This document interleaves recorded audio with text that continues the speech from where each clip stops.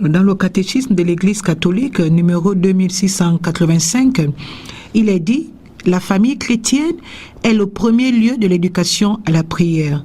Fondée sur le sacrement de mariage, elle est l'église domestique où les enfants de Dieu apprennent à prier en église et à persévérer dans la prière.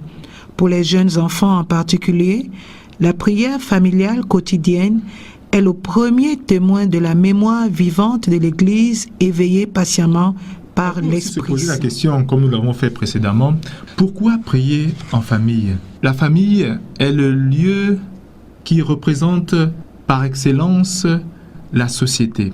C'est la société en miniature. La famille est donc le premier lieu de l'éducation. Non seulement l'éducation dans la formation dans les sciences humaines, mais aussi l'éducation dans les sciences religieuses.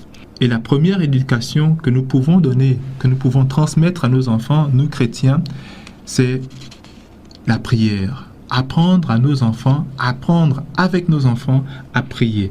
Et à travers la prière, leur transmettre notre foi. La maison est donc une église domestique. Notre première église, c'est chez nous, à la maison. Et la prière familiale avec les enfants, elle participe à la communion, à l'union entre les différents membres de la famille, entre eux et les différents membres de la famille avec Dieu. Par la prière en famille, les enfants apprennent à prier en église. Alors dans l'exhortation Evangelii Nuntiandi, numéro 71, il est dit, donc au sein d'une famille consciente de cette mission, tous les membres de la famille évangélisent et sont évangélisés. Les parents non seulement communiquent aux enfants l'évangile, mais peuvent recevoir d'eux ce même évangile profondément vécu. Et une telle famille se fait évangélisatrice de beaucoup d'autres familles et du milieu dans lequel elle s'insère. Et pour essayer un peu de matérialiser ça, nous nous rappelons qu'il y a 2 ans, nos enfants, lorsqu'ils avaient l'habitude de jouer avec les autres voisins, et que les voisins venaient le samedi après-midi à la maison, ils ne trouvaient personne là parce que tous étaient en paroisse. Et après le soir, on rentrait et on priait ensemble. Alors, ils sont allés dire à leurs parents que nous aussi, on veut aller en paroisse comme les autres parce que ce qu'on voit les autres vivre dans leur famille, ça nous intéresse. Et c'est ainsi que les enfants ont été inscrits à la catéchèse une année après. Donc, ça veut dire qu'on n'est pas passé de maison en maison pour le faire, mais le fait déjà de prier avec les enfants, on fait en sorte que les enfants puissent servir de relais aussi pour les autres. Donc, c'est très important de prier avec les règles générales à respecter pour la prière en famille. Une des règles fondamentales, c'est évidemment de mettre en place au sein de la maison un coin de prière. C'est vraiment un des meilleurs supports à la prière que nous pouvons mettre en place chez nous à la maison pour matérialiser réellement que nous sommes des chrétiens, des personnes qui prient.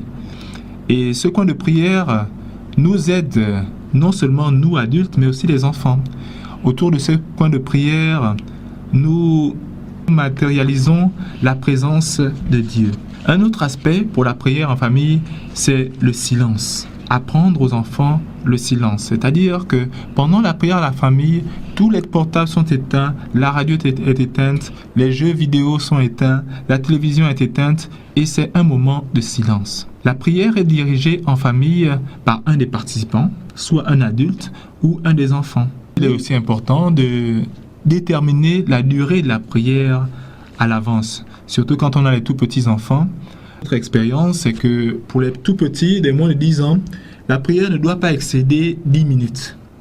Et vraiment agrémenter la prière par des chants, des mimiques, quelques petites lectures, ou faire lire les enfants, les faire participer, cela les garde vraiment éveillés. Parce qu'évidemment, ce qui peut faire fuir aussi les adolescents, surtout les plus grands, c'est de voir que c'est toujours la même chose, et puis ça devient une routine. Et c'est comme s'ils savaient déjà ils savent comment ça commence et ils savent comment ça se termine. Et pour éviter cette routine-là, évidemment, il est important de pouvoir faire participer tous les enfants. Parce qu'en fonction de l'âge de l'enfant organise aussi la prière en fonction de ce qu'il est, de ce qu'il vit et de son âge.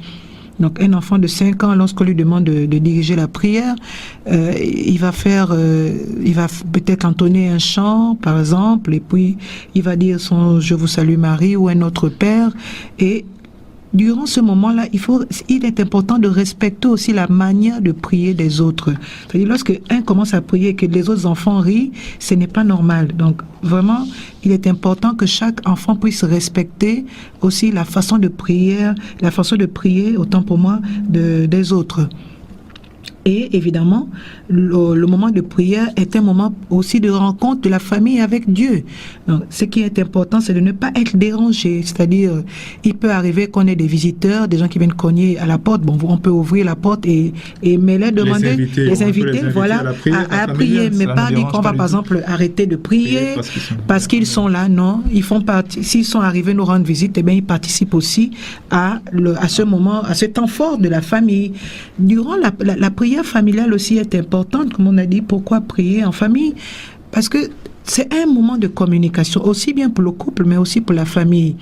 Alors, il nous est arrivé, par exemple, que nos enfants, au moment de dire, bon, chacun de nous prie pour une personne, que les enfants aient exposé ce qu'ils ont vécu à l'école. Par exemple, un ami, un camarade de classe qui est malade et qu'ils ont demandé que l'on prie pour ce camarade de classe-là.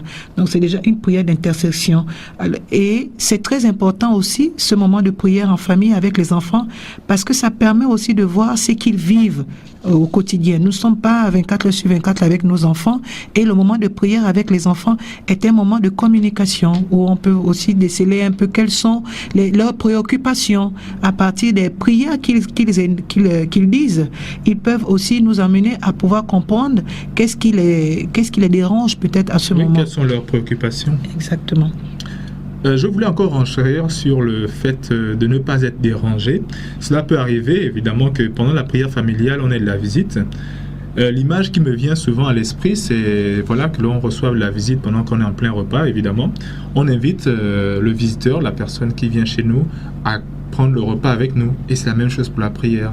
Et c'est bien d'inviter ceux qui nous rejoignent de la prière, au moment de la prière à continuer la prière. Pour ceux qui n'ont jamais eu la possibilité de prier avec les enfants, la règle est la même aussi pour le couple, c'est-à-dire commencer petit, avec des prières simples, les prières usuelles du chrétien.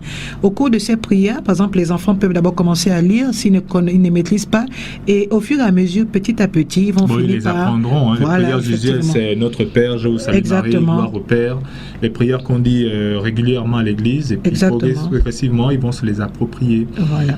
Et puis prendre aussi un texte de la messe du jour, une prière ou un texte du jour, parce que ça permet aussi aux enfants de lire, d'apprendre même à lire, c'est-à-dire de s'exercer dans la lecture de la Bible. Oui, la lecture liturgique. Voilà, la lecture liturgique. En fonction du temps liturgique aussi, choisir les prières. Par exemple, le temps de Noël, on peut dire une neuvaine à la Sainte Famille, une neuvaine de Noël, ou au moment de Pâques, on peut préparer la Pâques par une neuvaine aussi, ou au moment du carême. Donc, en fonction des temps liturgiques, on peut adapter la prière. Et puis, l'intention de prière aussi ne peut pas être toujours la même parce que elle varie en fonction de l'actualité et des faits vécus en famille.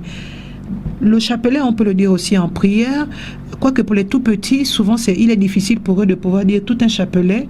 Bon, généralement, avec les plus petits, on peut dire une dizaine, ou chacun, ou deux dizaines, où chacun d'eux dit Je vous salue, 2 Ave Maria. Et pour un début, c'est déjà bon. Et évidemment, de temps à autre, changer avec des litanies. Nous avons les litanies des saints, les litanies à la Vierge Marie, au Sacré-Cœur, etc. Et adapter aussi la prière en fonction des fêtes à venir ou du mois de l'année. Donc, ceci permet aussi de pouvoir ne pas toujours faire la même chose, ne pas tomber dans la routine qui est une des difficultés à la prière parmi les prières familiales sont nombreuses, comme vous le savez.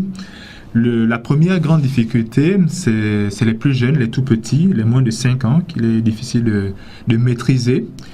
L'astuce pour ces jeunes-là, c'est tout simplement chanter, les emmener à chanter des chants qu'ils connaissent, des chants qu'ils ont l'habitude de chanter à l'église, en paroisse. Ça semble être un jeu pour eux, mais ça les garde vraiment, ça les maintient en prière avec toute la famille. Et chanter bien, c'est prier 2 fois. Une autre difficulté à la prière familiale, c'est la routine. ne pas toujours dire la même chose, faire la même chose. Voilà, pour l'éviter, agrémenter, comme on l'a dit, à l'aide de litanies, de neuvaines, de chapelets, ou en fonction du temps liturgique. Une troisième difficulté que nous pouvons vous présenter ici, c'est la fatigue. Choisir avec les enfants le moment le plus approprié quand tout le monde est encore éveillé et ne pas choisir le moment où les enfants doivent aller se coucher parce qu'à ce moment-là, ils sont fatigués. Une autre grosse difficulté de la prière familiale, ce sont les adolescents. Les adolescents sont un peu les rebelles de la famille. Voilà, il faut les accepter ainsi. Choisir le moment qui leur c'est le mieux et ne pas trop les forcer, ne pas du tout les forcer, les garder en prière quand ils ne sont pas là ou quand ils ne veulent pas, ne pas les forcer, mais prier pour eux, les insérer dans la prière familiale quand on est avec les plus jeunes. Et ils ne sont pas absents, ils sont certes absents physiquement, mais ils savent que c'est l'heure de la prière, que le reste de la famille est en train de prier. Et nous croyons véritablement qu'ils communient avec nous à ce moment-là. La plupart des familles, ou du moins beaucoup de vocations sacerdotales et religieuses, sont nées déjà du fait que la famille priait ensemble. Oui, Marie, une autre vocation, c'est aussi le mariage. Hein. Voilà. Si les enfants voient leurs parents prier ensemble, cela les invite aussi à s'orienter vers le mariage, qui n'est pas une vocation négligeable. Alors, la prière est source de force pour faire face aux difficultés familiales. La prière est source d'unité dans l'amour et dans la vérité. C'est-à-dire, au moment même de la prière familiale, on peut vivre un moment. La prière soude les sentiments que les uns ont envers les autres et évidemment, elle est aussi source de rayonnement missionnaire, aussi bien pour le couple, mais aussi pour la famille et les enfants. Et les enfants qui souvent prient en famille, ça se fait, parfois dans nos paroisses, on voit. Voilà, ça se fait ressentir. Voilà, la prière familiale est vraiment un socle important pour une famille chrétienne. Et ce n'est réellement que par la prière que l'on manifeste notre foi.